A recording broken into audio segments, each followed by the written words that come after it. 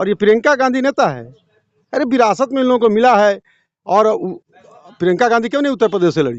अनुप श्रीवास्तव जी से मुलाकात हुआ है। जो प्रियंका गांधी आती है संसद भवन में और जो अपना बैग पे फिलिस्तीन लिखा हुआ बैग लेकर आती है, क्या कहेंगे आप? भारत की एक एक जनता जवाहरलाल नेहरू के खानदान को जानती है और ये लोग ढोंग करते हैं वोट लेने के लिए। इनका भारत में ना कभी विश्वास रहा है और ना कभी विश्वास होगा और ना आज विश्वास है।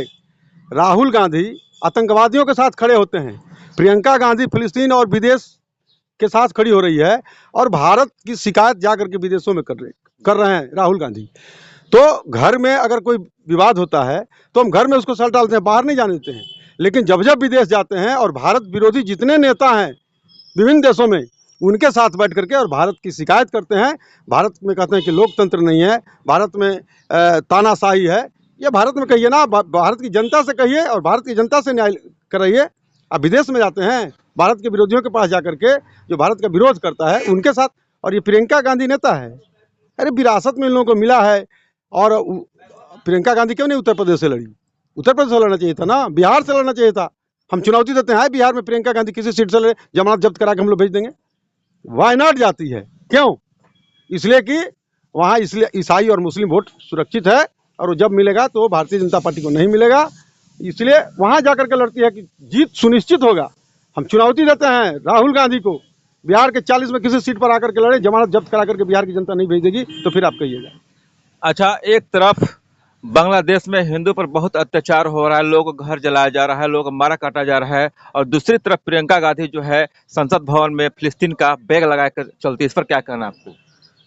देखिए, भारत की जनता यह सब देख रही है और भारत के 17,000 सैनिक बांग्लादेश को आज़ाद कराने में शहादत दिए और भारत ने पाकिस्तान के 95,000 सैनिकों को बंधक बनाने का काम किया था बांग्लादेश को आज़ाद कराने के लिए।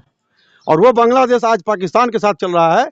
तो ये भारत की एक एक जनता देख रही है। और जिस तरह से हिंदुओं पर अत्याचार वहाँ हो रहा है, यहाँ भी हमने कहा है, हम अपनी सभी इंटरव्यू में कहते हैं कि जितने बांग्लादेशी भारत में घूम रहे हैं, चाहे वो रोहिंग्या जो घूम रहे हैं, वो कपड़ा बेचते हैं, क्या क्या बेचते हैं घूम घूम करके, और हम उनको खोज करके और बांग्लादेश का हिसाब यहाँ चुकता करेंगे। और एक भी बांग्लादेशी भारत में के किसी कोने में मिलेगा तो उसके साथ भी वही न्याय करेंगे जो बांग्लादेश में हिंदुओं के साथ हो रहा है। इसलिए हम आपके चैनल के माध्यम से बांग्लादेश को भी आगाह करना चाहते हैं कि जो हुआ सो हुआ, अभी भी चेत जाओ, वरना भारत की जनता बांग्लादेश कुछ करने की तैयारी में है। और जिस दिन भारतीय लोग घुस जाएंगे बांग्लादेश में, उस दिन बांग्लादेश की स्थिति क्या होगी ये किसी से छुपा हुआ नहीं है। लेकिन इतना बड़ा कांड हो रहा है बांग्लादेश में हिंदुओं के खिलाफ, लेकिन अभी तक कांग्रेस के कोई बड़ा लीडर एक्शन नहीं लिया, ना कोई इस पर स्टेटमेंट देने से इनकार कर रहा है। कांग्रेस को वोट चाहिए मुसलमानों का, इंडिया अलायंस को वोट चाहिए आतंकियों का। आप देखिए संभल में जो घटना घटी, पाकिस्तान निर्मित गोली जो वहाँ की सेना यूज करती है उसका खोखा बरामद हुआ, यूएसए का खोखा बरामद हुआ। और वहाँ के मुस्लिम, वहाँ दंगा नहीं हुआ है, वहाँ पुलिस के ऊपर हमला करने का काम लोग किया है।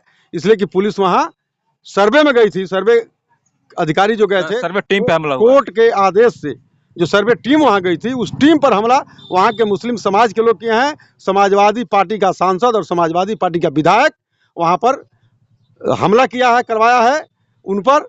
वहाँ हिंदू मुस्लिम का दंगा नहीं हुआ है, लेकिन कांग्रेसी लोग, इंडिया अलायंस के लोग वहाँ ये बनाने में है कि इसको मोड़ दिया जाए कि वहाँ दंगा हुआ है। दंगा नहीं हुआ है। एक समय था जब संभल में हिंदू बहुमत में थे, लेकिन आज धीरे धीरे हिंदू वहाँ अल्पसंख्यक हो गए।